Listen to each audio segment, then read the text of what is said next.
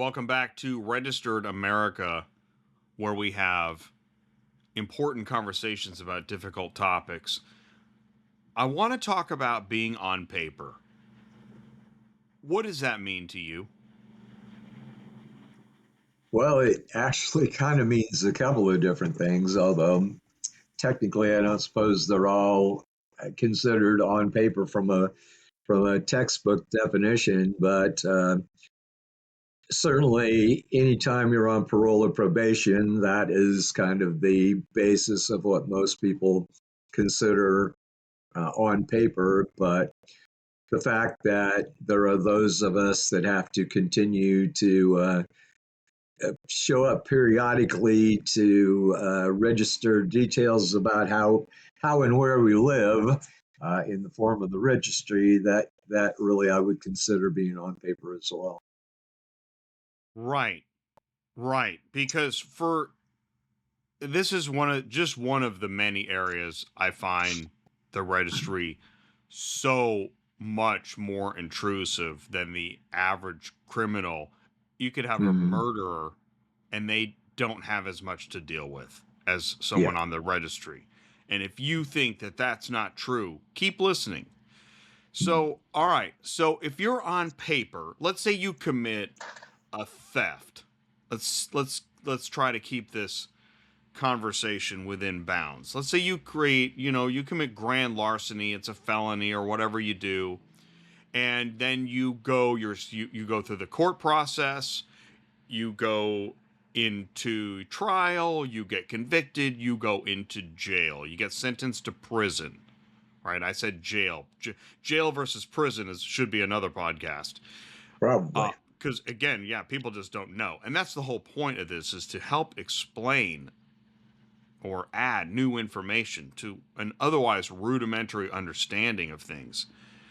It Mm, seems like the only way to really learn this is to go through it, which is yeah. unfortunate. So the felon goes to prison. Let's say they get 5 to 10. They get out. Now they're on parole. Mm, This is called being on paper. Is that true? yep. Yes. All right. All right. So why do they call it on paper and who calls it that? Well, everybody. I think everybody that's been there definitely calls it that. I'm not sure if people on the street would call it that, but generally I think it's referred to that because you have a list of conditions um, that you are obligated to keep while you're on paper or on supervised release. And so, because those are committed somewhat at least to paper, I think that's why it's been shortcut nicknamed that.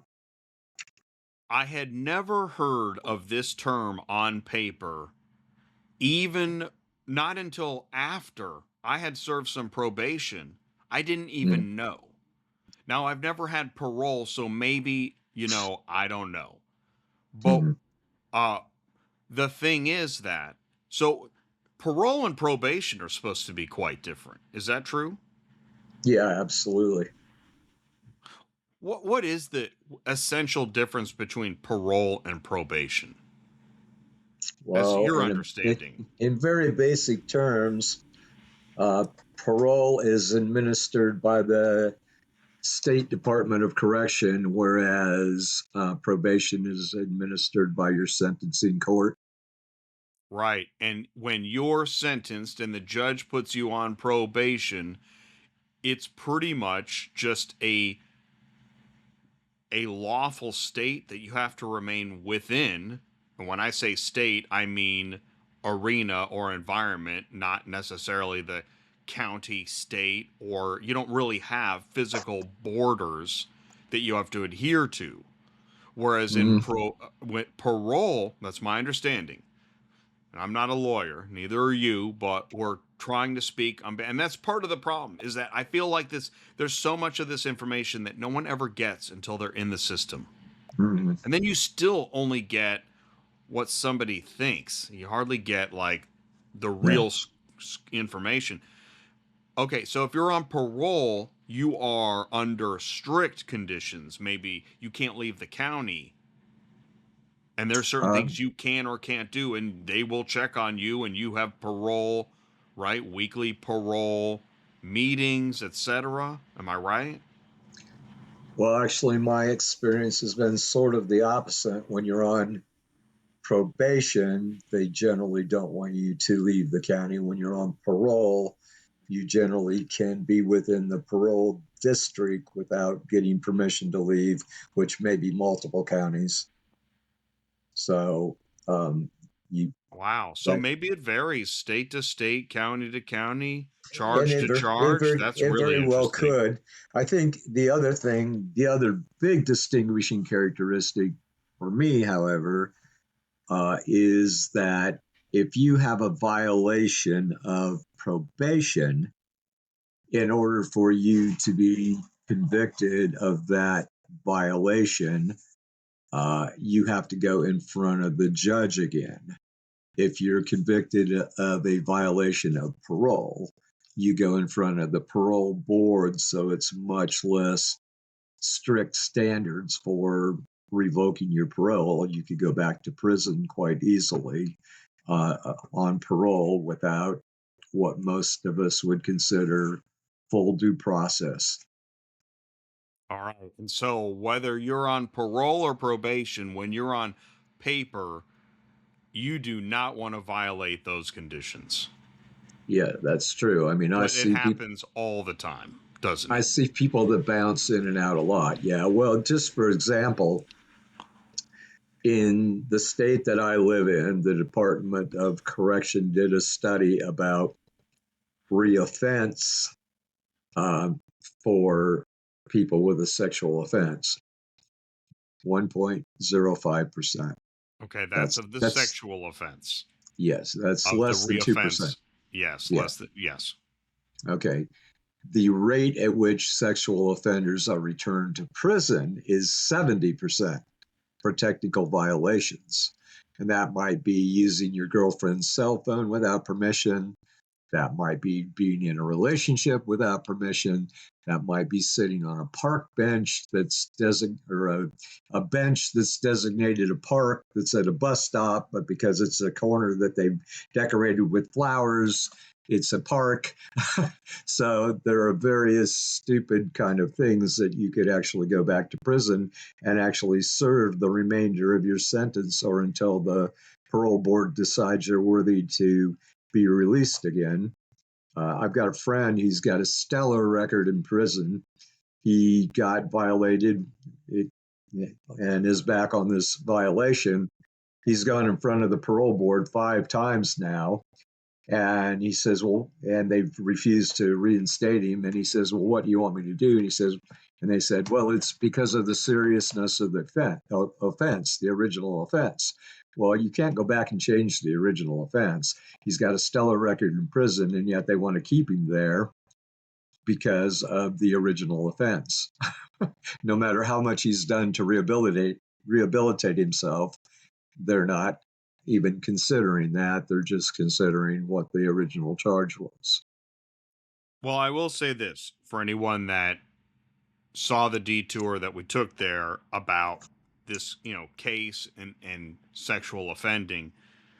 The problem that people do not know that it is extremely easy to get a technical violation. And Mhm. I know people don't want to either believe how overly easy it is or that you deserve it or whatever, but it is really hard to grasp that all the technical violations that you could be brought up on pretty much encompasses half of all life. It is really hard to Mhm. see that. But Well, having just said, yeah, go ahead. if I may, just for example, a regular offender, which would mean somebody that didn't have a sex offense, has 1 page of conditions. A registrant has like 4 pages of conditions. Correct. Okay. Yeah. Yes. As opposed to the 1 page. And I might add that, the reoffense rate for um, people who or on some other charge is generally somewhere between 35 and 45%, as opposed to that 1.05%.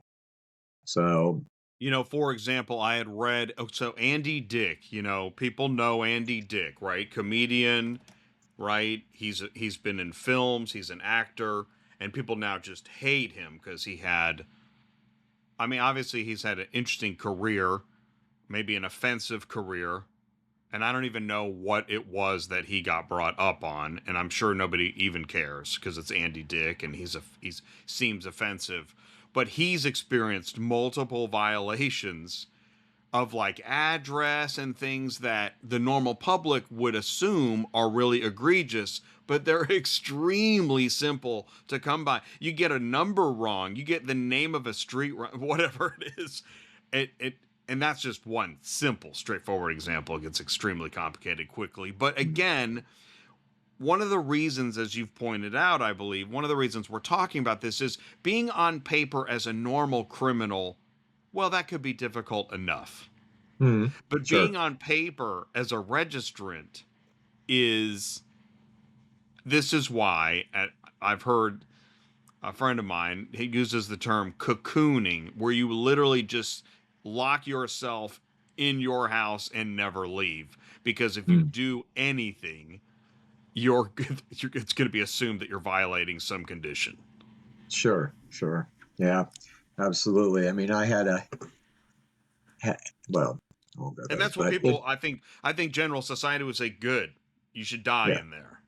yeah, yeah, for sure. There's this big uh, situation lately that some of the organizations that I belong to are fighting, where on both on Facebook and on Etsy, there are t-shirt. Well, on Etsy, there are T-shirts for sale that most of which say something like, the only good pedophile is a dead pedophile, or or hunting license, bag limit, unlimited, or things like that, that they post up there. And we, on one hand, we as a society eschew violence, but it seems to be okay when you can other. I heard somebody say, when you can other somebody else, you can justify almost any behavior against them, which is what we saw during World War And II, of course, with the Jewish population, and here in this country with the black population, and other well, why scenarios. anybody would want to wear a T-shirt with the word pedophile on it's beyond me, anyways. But good luck with that. But let's get back to on paper because we're going to cover Sure. this. When you're on paper, do you get a copy of a paper? Mm-hmm. Yep. And that Which you are right, generally required to sign, right. which And is notes this your agreement to those conditions. right? This is your agreement to those conditions, and the enforcer of those conditions is. This is another interesting. Actually, you've got you've got police, you've got sheriffs, Mm-hmm. then you've got feds, Mm-hmm. right? Those are all different levels, but they could all be involved, one or more or all the above, right? Police officers enforce regular laws in their jurisdiction. Where it seems like sheriffs, what's the difference there? Why does sheriffs seem different than police? Police are generally local. Sheriffs are, well, police. Isn't You this have a local. interesting? You There is have a difference. local. You have county, and you have state. That that would be somewhat. I mean, generally you can refer to all of them as police, but sheriffs are generally either county or state. And they say what's interesting is it's when your real education comes if you've Mm-hmm. never been inside of a cell or something like that. Yeah. That's when you learn this stuff. You really didn't get a full education because you were worried about whatever you were being charged with and everything. The whole focus was the charge. But Mm-hmm. once you're in somewhere, and maybe Yeah. even that's just a temporary holding area, is when you meet people that will size you up based on what you do or don't know about this, which one of the things is that I've heard sheriffs run the jails. Why Mm. is have you heard that too? And it's said in an interesting fashion, like, don't worry about the PD. It's the sheriffs you don't want to piss off. Well, it's the prisoners you don't want to piss off when it Isn't comes that down in? to it. That's what another guy told me. You know what's funny? Somebody said to me, "Don't worry about the PD and the sheriffs. It's the other inmates you got to watch out for." It is What's up with that? truly. I mean, truly, there are people there that run the place. I mean, you can have you got sheriffs that are dicks, but if you cross another inmate, I mean, particularly, I got myself in a little bit of situation in the county jail where we were sitting there for hours with nothing to do. So often you play cards or something like that, and you end up betting a little bit. And if you have a debt in prison that you don't pay, you're on the chopping block, dude. So you want Whoa. to, and of course I ended up paying the debt, but in the Wow. meantime, I got a little dicey because I got myself into debt. I learned my lesson though, didn't gamble anymore. But there are people that don't and end up either dead or very much wounded. I Well, was I was you don't want to be in debt. That's for sure. And yeah. in fact, I was given the education. Don't even offer if you're, let's say you're getting your food and you're not going to drink your milk. Just throw it away. Do not give it to somebody. Don't trade. Don't make any negotiations of any kind. Well, I actually traded some stuff from time to time, and I actually gave it away from time to time. And actually, for me, that increased goodwill. I can see the point, Right? but You for would me, think it would. it Yeah. and it does to some degree. But there are other things that I did while I was in prison to increase goodwill as well. Um, but yeah, you definitely don't want to piss off other prisoners, and you definitely want to watch your step while you're incarcerated for sure. And maybe this stuff is helpful so when you do go on paper, Ah, you've now gotten an understanding of the codes, because it's mm, the unwritten code that you really do have to understand if you're going to properly navigate your way back out. yeah. Which again, being a registrant, you never do get out. Yeah. Well, and you have to understand that as nice as they possibly may seem, and some of them don't seem nice at all, but as nice as in fact, the nicer your parole or probation officer seems, the more you kind of have to watch your back because they'll give you just enough rope to hang yourself. I believe that, and I have the unfortunate it, and again, society is going to say, yeah, you deserve it, good for you, and you know that's right. I'm sorry, it's just Yeah. true. People are very, my gosh, they are just so judgmental on this stuff because they don't know, they've never been there. And when I hear about any kind, like even just like Martha Stewart goes to jail, I'm like, good, because maybe some of the ladies will learn a little bit more Yeah. about Yeah. actual prison and being on paper. It can happen to almost anybody. And that's Well, actually one of the reasons I think it's important to talk about this stuff. and I think that's when your attitude changes. When your 17-year-old soon to turn 18-year-old son or recently turned 18-year-old son goes to jail and then prison on a sex offense, then your mind changes. Well, or any offense. And that's the thing too is, it's the wealthy. I think it's like the third generation wealthy. They have Mm, no idea that somebody in their family who's super entitled and hasn't had a real problem yeah, is going to end up in this system. yeah, yeah. And then you're really in trouble because no matter amount of money thrown at lawyers can keep them out. Mm, They're going yeah. in the system. They've done enough damage and they're going in. And now you're scrambling to find out what are they dealing with. And Hmm. they're going to be on paper when they get out.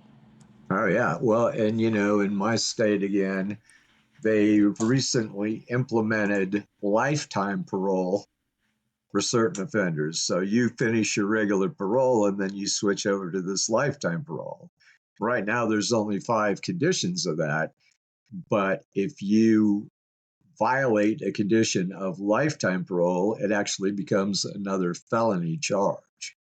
So you could go back to prison on another felony charge for a violation of a condition of lifetime parole. And that's actually one of the problems is the the consequences of violating a condition that's on paper isn't just library books. Hmm.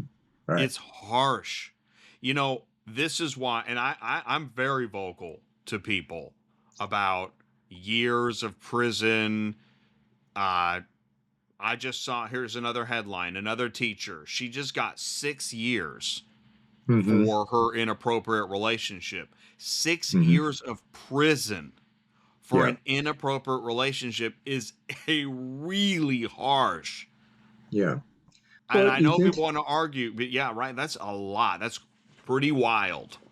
well, think about it. Even if say, so if you get charged with a violation of parole, you go in front of a preliminary hearing, which is usually another probation officer or parole officer, rather, and they find you guilty of that 99.9%. And then you get sent back to prison for your formal complete hearing on the deal. Even if you get turned around and sent back out, you're talking about probably at least a month, maybe 2 months' time turnaround. By that time, you've lost your job. You possibly have lost whatever place you were living at, particularly as a SO. Finding homes is not easy anyway, or finding jobs. So you've lost all that.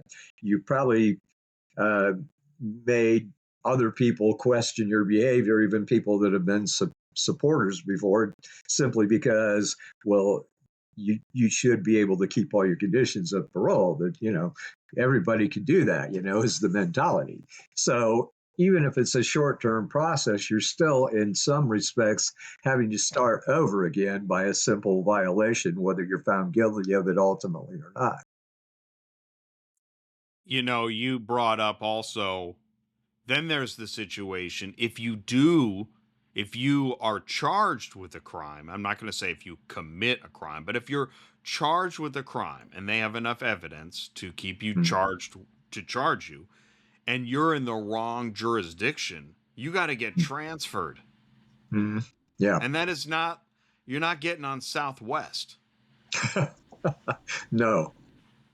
I have not had to do this, but when I found out about it, I thought, oh my God.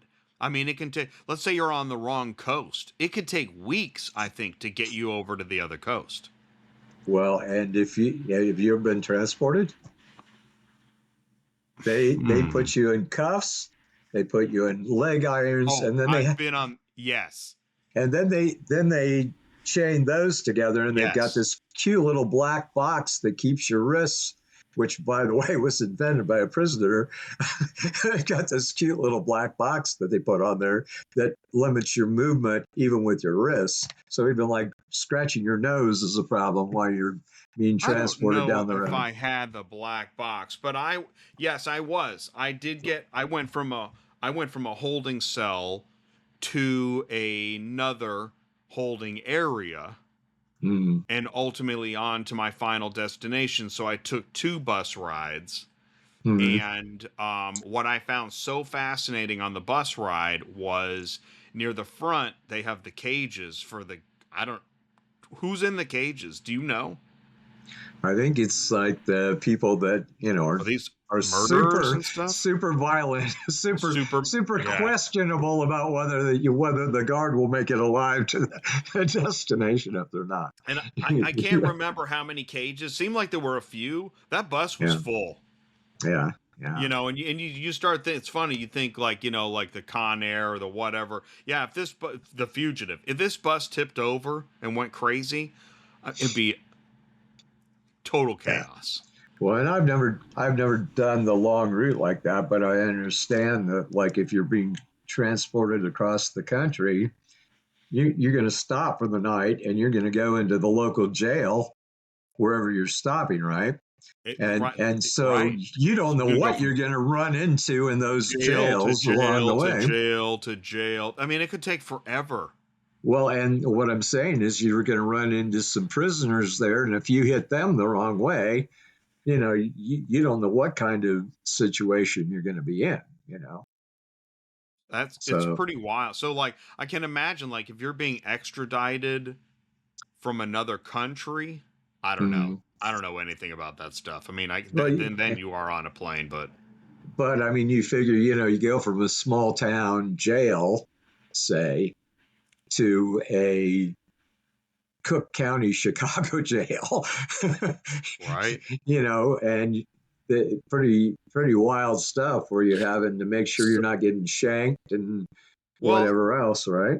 so you know what's interesting is that there's this we have a social agreement that nobody ever should go to jail and or prison, and anybody that does can't be associated with, they're a psychopath or whatever. But think of how many people have actually experienced jail, Mm-hmm. prison, and or paper and Yeah, do not talk about it.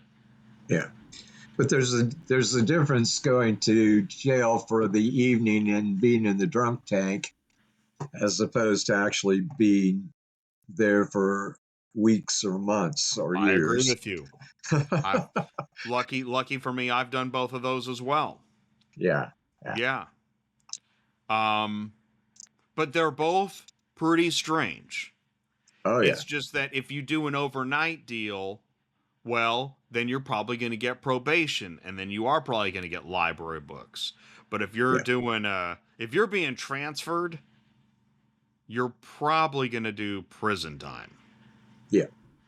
So let's talk about that for a second. My understanding is that jail is predominantly short time, less than 6 months, and anything over 6 months is prison. What's your Depends. understanding? It depends. Because we are such a nation committed to locking people up. Um, there, most of the prisons are full or at capacity most of the time. And so, like, DOCs will contract with local jails to house DOC inmates. Mostly it's like most SOs will go downstate, but other criminals will often be housed for 1, 2, 3, maybe three. Shorter term, but still multiple years. You could end up in a local jail under a DOC contract. Right. So I've heard of city jail. What's a city jail?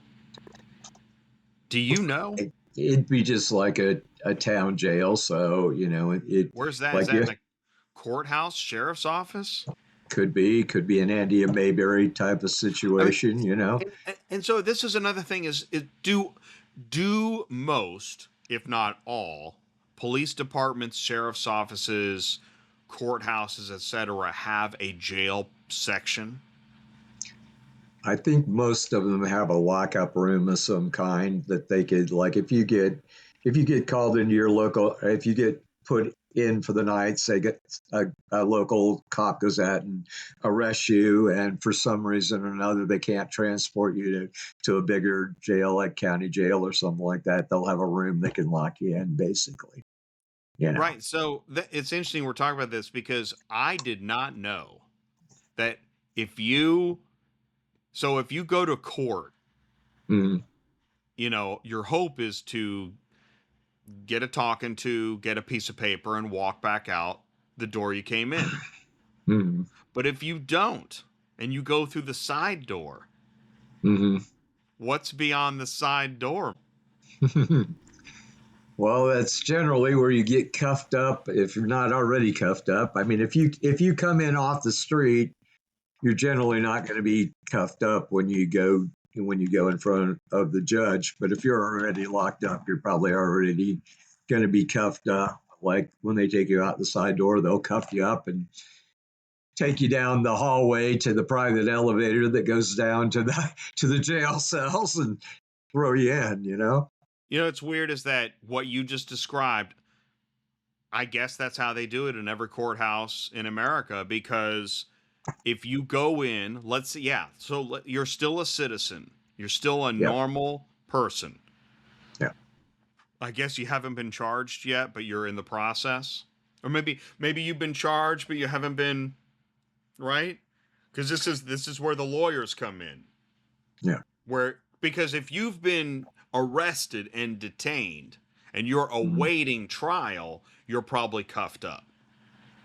Mm-hmm. But if you've been charged but not tried, or you haven't pled, or right, you're still in the phase of trying to navigate with a lawyer, you're still in plain clothes, you're walking in and you're walking out, right?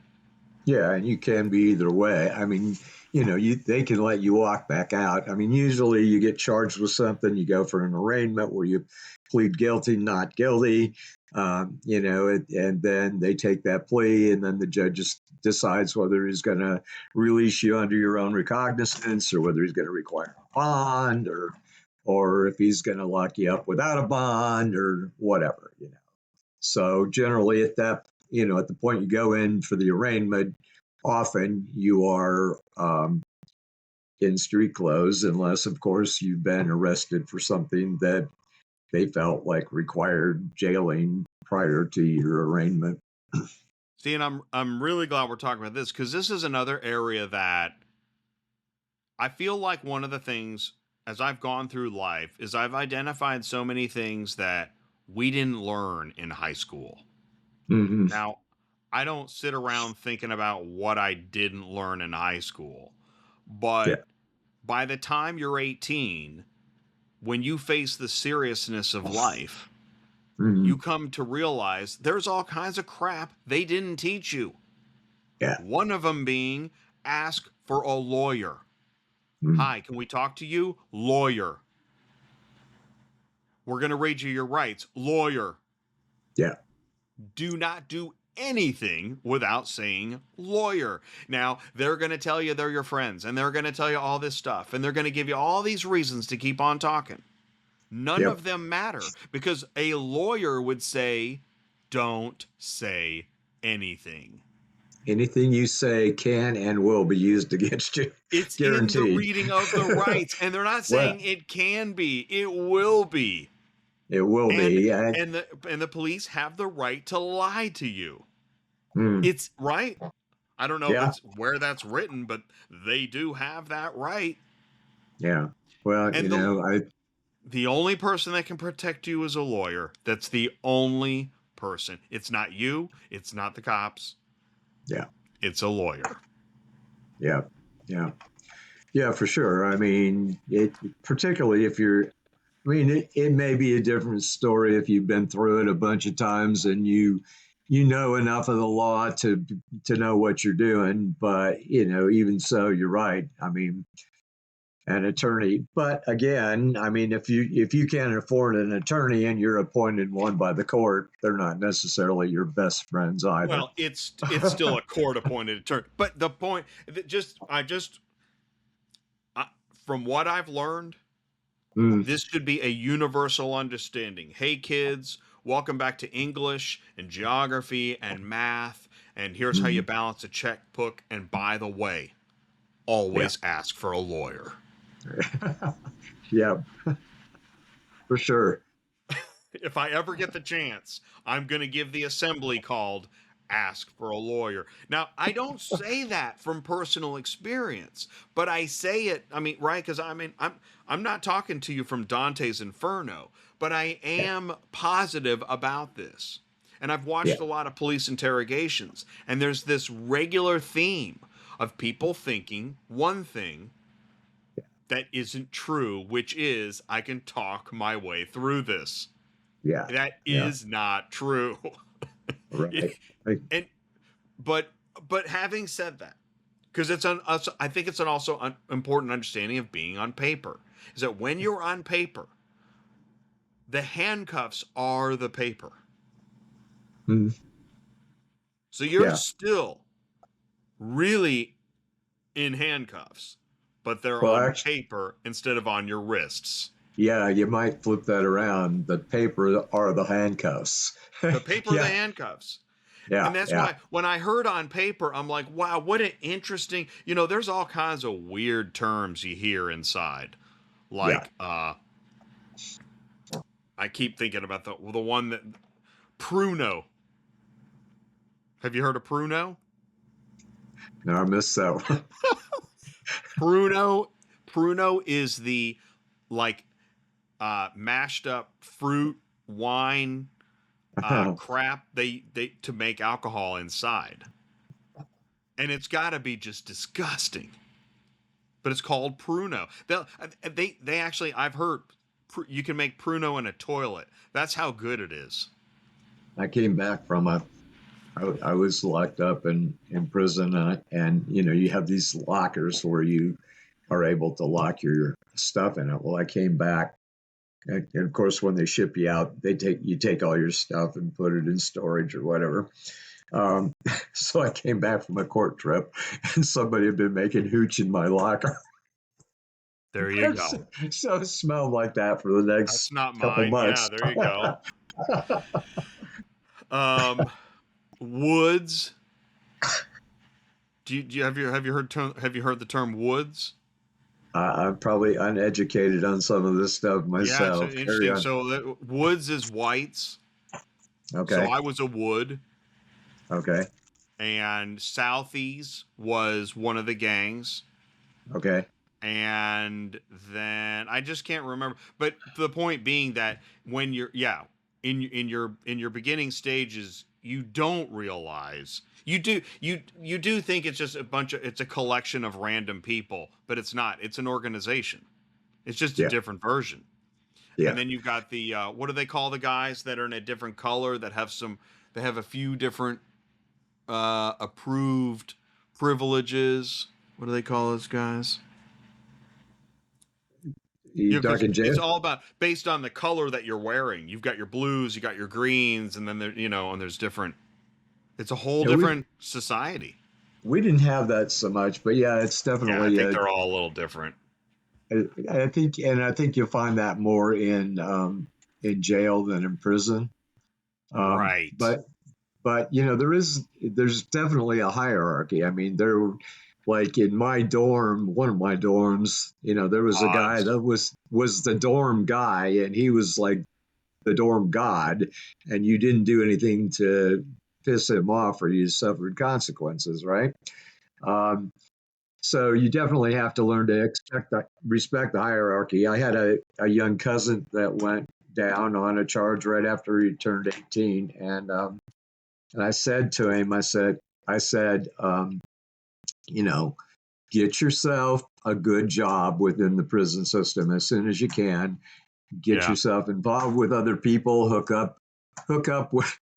Well, I told him to hook up with the Latinos because, but whoever you hook up with, somebody who isn't enough You have to find a power. community. I agree And with you. I'm not saying join a gang. That wasn't the counsel. The No. counsel was to become friends with people who has some power around the prison so that you're not all by yourself. But I had a good job with I was in the chaplaincy or the one of the chapel clerks in the thing, and so I had a very visible and a very good job, and one that people came to for certain, like cards or whatever, so I was respected enough within that thing that even because my charges were not necessarily respected in prison that much, even by the prisoners, you still put yourself in a position of not being harassed as much, by being visible that way, I think. So,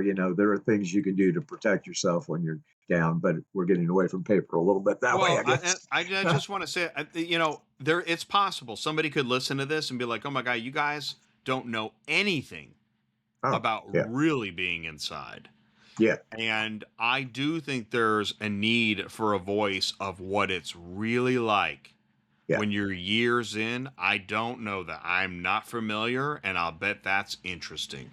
Well, and there are levels of prison, you know. I mean, there are definite levels. You can go to a work camp if you're, you know, if you have certain charges that aren't that severe. You can go to a level 2 camp. You can go to a level 3 camp. You can go to a prison where all the death row guys are, and all of those guys that are pretty hardcore. Where, you know, if you is interesting. I was in a camp that was fairly hardcore, even though I was still level 2, and I was sitting in this alcove studying my scriptures actually one day on this bench, and there were a couple guys playing cards, and I'm just sitting there, and all of a sudden this group of guys come in and just start beating the crap out of one of the guys at the card table. And if that wasn't an awakening, I don't know what was, you know. And they beat him down pretty good, and then the one guy goes, "That's enough," and they walked away and left, you know. And supposedly this guy had spit on somebody's bed or something like that. I don't know exactly what had happened, but that was the reason they supposedly beat him. But I'm sitting there studying my scriptures, and this guy's getting beat up in front of me, you know, and you can't really do anything, and didn't know enough about it to do anything anyway.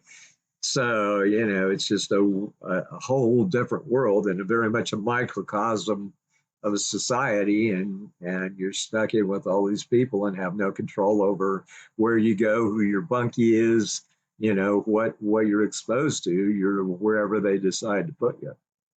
Well, and we'll stay on this for another minute because it is interesting. I'm sure somebody could actually learn a lot because, yes, you really have to go with the flow. It is like it's like trying to stay with the current of a fast flowing river, and you just Mm, have to try to hang in there. Whether, I was in for a short time. I had a good job. I was in the kitchen. I don't have any tattoos or anything, and I don't, yeah. and I I'm thought of actually, I thought about getting one. I was going to get a little dot on my paw or on my hand just to say I had a tattoo, and then I found out the dot I was going to get was a gang symbol, so I decided I I was better just gonna not say, do I think dots are gang. Yeah, there you go. Um, but like, I had an incident where I was in the shower and someone took my towel. uh, I mean, and I know it was purposeful. I think it yeah, was a test to see what I would do. yeah, And so I just remained calm, tried to dry off best I could. I didn't make a scene. I just tried to dry off, and then I was wet. I put my clothes on that I had sitting there, and now I have wet clothes. And then I just treated it like a transaction, and I went to our number one wood, because every group had a number one, and I just yeah, said, "Hey, I just want to let you know, uh, I'm not mad. I don't want to cause a problem, but yeah, someone took my towel." yeah, And so he went and talked to the other number ones, and eventually it came back to me. Okay, well, we said, we let the other number ones know, and you should be able to get a towel, in a couple days or whatever. Just hang in there. Um, don't don't say or do anything. yeah, Okay, all right, that's it. And I ended up getting another towel at some point. But yeah, I mean, and you're like, wow, this is so weird. yeah, yeah. You don't Well, like you don't just go up to the sheriff and say, "Hey, I need another towel." yeah, for It's sure not gonna not. happen. Yeah. Yeah, yeah, yeah. You probably would have needed a body Oh, bag if you'd really, done that. dipshit? Yeah, yeah, yeah. Yeah, you learn a Do you hear lot. that, boys? He said he needs another towel. Let's get him one. And a few other things with it, Oh right? shit. How do you like your towel in the hole? I mean, and that's the thing. I mean, you can't. And I had a guy come around. He would talk to me a lot. I know he was trying to figure out, am I a narc? I was really too clean cut, Yeah. and I wasn't in there very long, and he would keep talking to me about food, and yeah, and they want to know, is Yeah. what's your story and is it true? I had all kinds of people from guards to prisoners going, "What are you doing here? You don't seem like the type." I, I've never been a fighter in my life either, and I had this mentor that one time I got some guy came up and punched me, and Really? yeah, and so this guy is talking to me, and I was pretty verbal, and this guy goes, he said, "You may not be a fighter, but you can cut people to shreds with your words. You got to watch what you say." So, Yeah. good advice. It was very good Well, advice. and what I did is I dulled all my senses. So Yeah, I was a very diluted version of myself. Even when I first got in there, I didn't talk.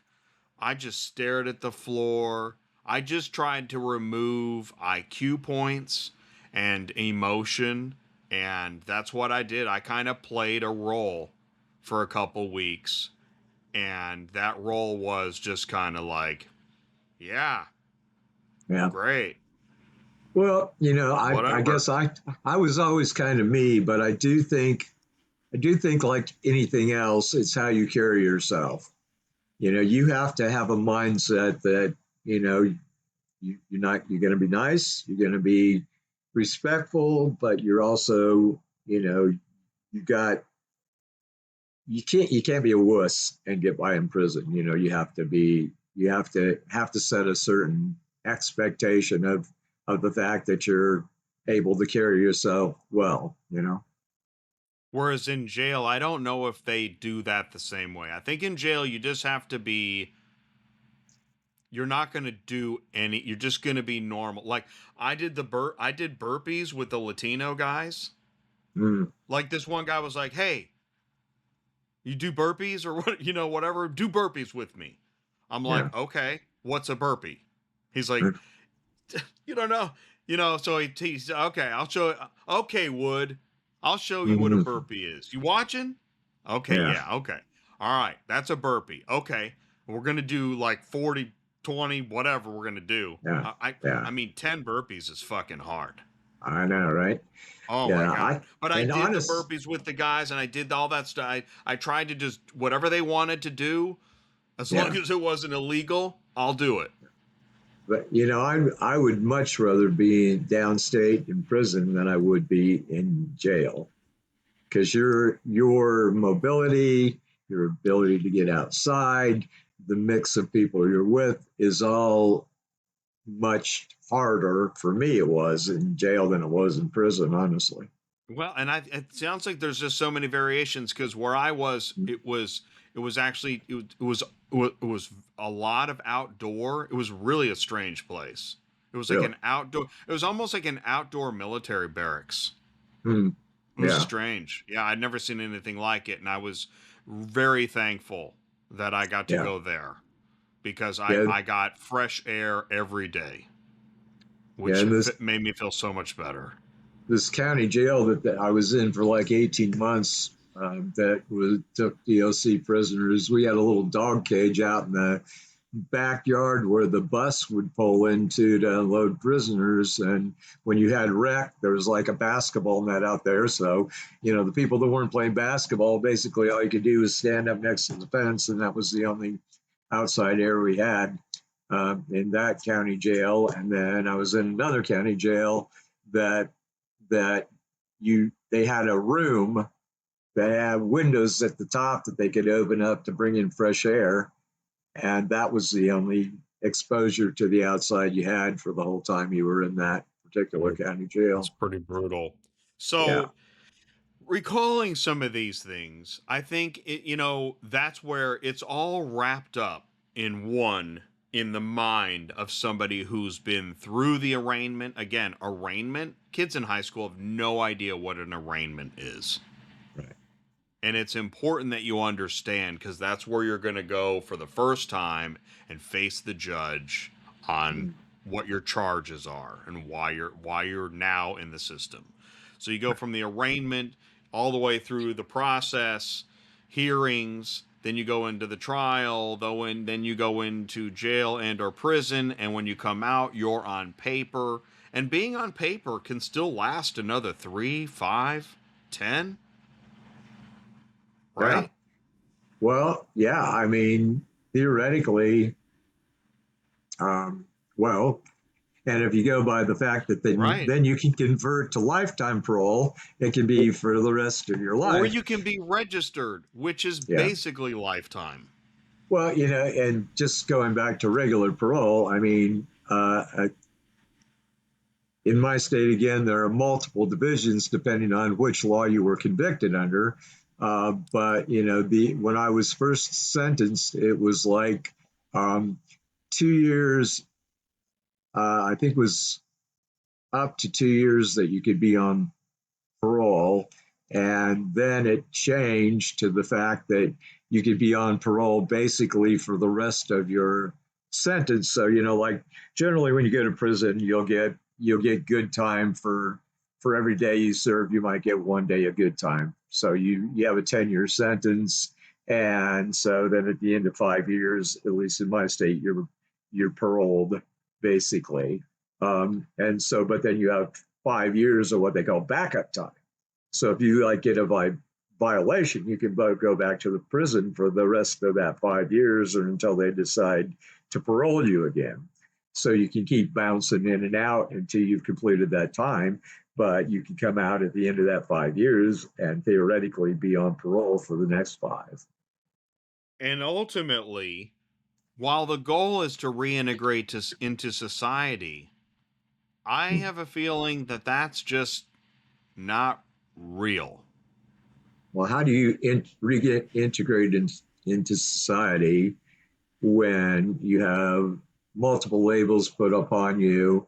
You have trouble getting housing, you have trouble getting a job, you go to places even like a church, and if people find out about your charges, they're gunning for you to some degree, or at least they're afraid enough of you that you become an outcast even within that society that you try and become a part of and share an intimate role. I mean, any psychologist worth their salt will tell you that those three things are what you need to thrive, right? Job, home, and association. And yet we take all those things away from people and somehow think that's rehabilitative.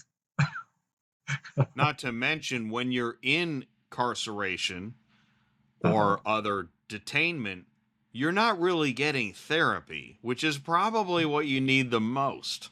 Yeah. Well, even when they theoretically provide therapy, which they provide a program that they call therapy, but it's really not for SOs in prison. But what happens in reality is you get sentenced to a long sentence, and because they have limited staff and limited resources, you might not even be eligible for any sort of educational program until you're down to 2 years of your sentence. And then if you've gotten good time, you might even be released without even have been eligible for any sort of rehabilitative type program. Well, in my experience, the therapy when you're on paper is more punitive than helpful. Well, that's And that because it's not really therapy. It's a in our state, they call it the monitoring and maintenance program. So it's really more of a intensive supervision and trying to, again, like we talked about in that initial interrogation with an officer, it's anything you say can and will be used against you type of thing. And please say more well, so exactly. we And I can use found it against myself you. That's right. And so I found myself again playing a role of a Yeah. dulled down, diluted version of myself. Almost like I think of Jack Nicholson in One Flew Over the Cuckoo's Nest when they give him those electric shock treatments. That was Uh-huh. kind of the person. It's like I gave myself a mild lobotomy. Yeah. Yeah. And that was Yeah. how I got through because you're not supposed to really be a human being anymore. You're just this malleable lump of clay. Yeah. They don't And want you doing anything. They don't want you to be human anymore, which I think that's a great strain to put on somebody and think that and they can get through it for years. well, and there is some evidence of late that many people who have been incarcerated experience a PTSD type of syndrome because they have had to go through all that. And I kind of call it my emergency mode. You know how when you like your kid gets cut or something and you have to take them to the doctor or to the hospital or something like that, you go into this mode where you function and you do what you have to do, and then later you have the breakdown, right? and and Yes. so I call it that emergency mode. But when you do that for 2, 3, 4, 5, 10, 20 years, it takes an emotional impact and even a physical impact on your body, and then you have to figure out how to recover from all that when you're finished, right? Well, I agree. There is definitely a PTSD there. And what's interesting is I know it's also complicated now, there's too many people, etc. But I met people one in my limited time in a jail environment. There was a whole range of people from like I befriended this guy. He was homeless, so he was happy to go in and out, get somewhere to Mm-hmm. sleep, get some food.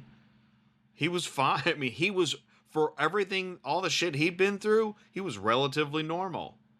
Whereas some of the other guys I met were extremely what I'd categorize as dangerous, Mm-hmm. Yeah. unpredictable, manipulative liars that, man, I mean, you had no idea what they were going to do from day to day. I saw some really odd behavior, Yeah. Yeah. Well, you definitely do, and I had this opportunity. I was in this program which called again, I mean, a Plus. lot of people are like, good, you deserve it. And it's like, no, if you were there you reach a certain point, you're like, whoa, this is beyond what I deserve. Yeah. Yeah. Well, I was in this Plus program, and as part of the Plus program, you had to give certain hours of service. And part of that was being on suicide watch for guys in prison who were at a danger of committing suicide, or for guys that were having some kind of mental breakdown where they'd be in a padded cell and you'd have to watch through the window at them, often naked, unfortunately, and Well, and and make sure that they weren't doing anything. There was one guy that was like ripping his testicles out from time to time. And so, you know, really? yeah. What? And so you had to watch him to make sure he wasn't doing that, and just so, trauma will take its toll on people in various ways. Wow. And Wow. so, you see, even being in that environment, you see a darker side of that environment. And the other thing that I had an opportunity to do was to serve on the basically the what do you call it, hospice unit of the hospital where people were terminal, and to think that these people are going to end up dying in prison, with nobody basically there for them, no family, no friends, no whatever. Those are sides of the prison that even often other prisoners don't see. This is pretty wild. You made me think of, because we're really running the gamut here, so we're giving somebody a We lot to think are. about. We are. But like I remember, so I'm in again short time, and there was a holiday coming up. This holiday would be after I got out. Mm,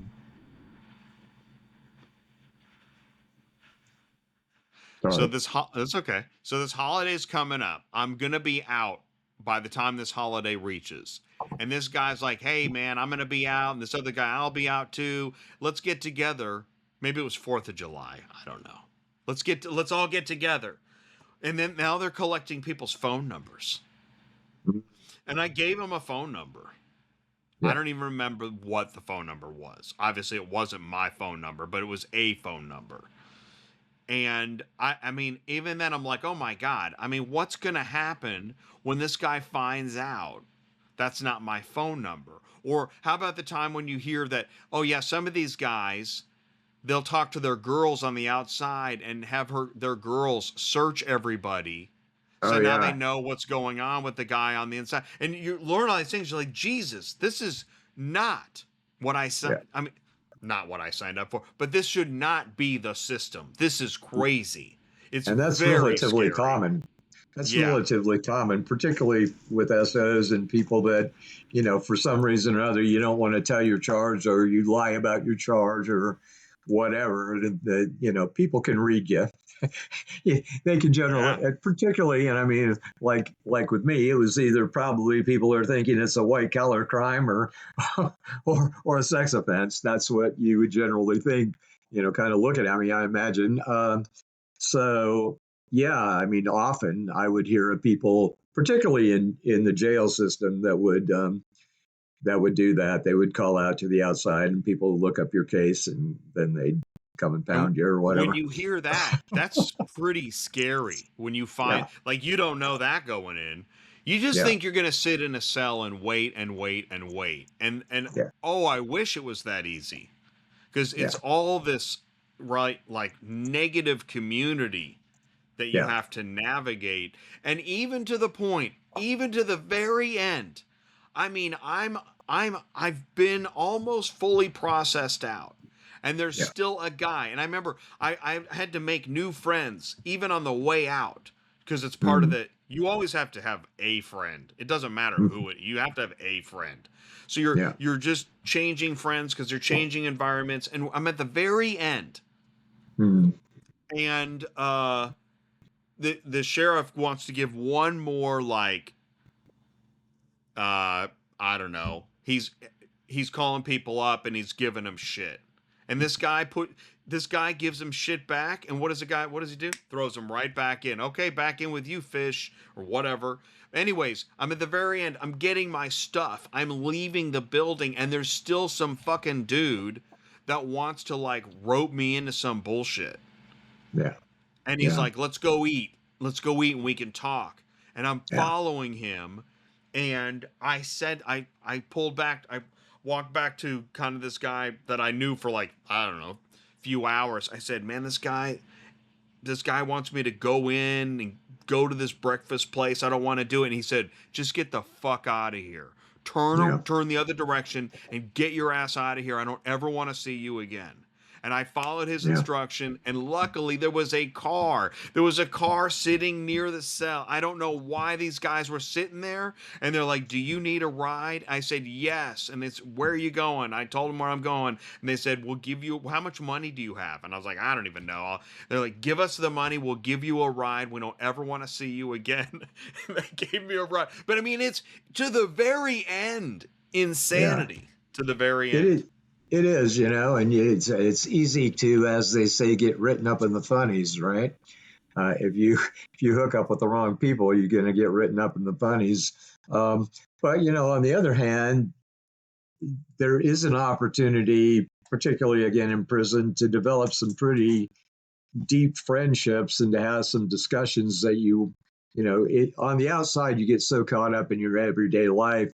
We don't generally, as Americans, understand the idea of community anymore, or of having relationships where we talk about more than the baseball score. And I had an opportunity to really get to know some people on a deep level, and some of them are still my best friends today because I had that opportunity to really get down and talk on a deep level. But on the other hand, you have the players that you can't trust any further than you can throw them. So Well, and this is the side effect. I think that, and that's where we're going to end this. It is the side effect of being on paper. If you've ever been on paper and I guess if you're dangerous, you're going to seek out other dangerous people that were on paper. yeah, And if you just want to be a normal person, hopefully you get to meet a few other normal people that also ended up on paper, because it mm, is a bond that, I agree with you. I don't really bond with people over a football team or political bullshit, but I right, definitely bond with people over this issue because it is something that can't be explained. It is mm, something that it's beyond what you expected. right, And normal society, I really want to help regular society understand. And I mean, if I read 100 negative comments, I know one of them is gonna experience some of this shit. Yeah, So be careful, people. yeah, for sure. You're listening to Registered America, difficult conversations on important topics. Thanks so much for joining me today. You're welcome.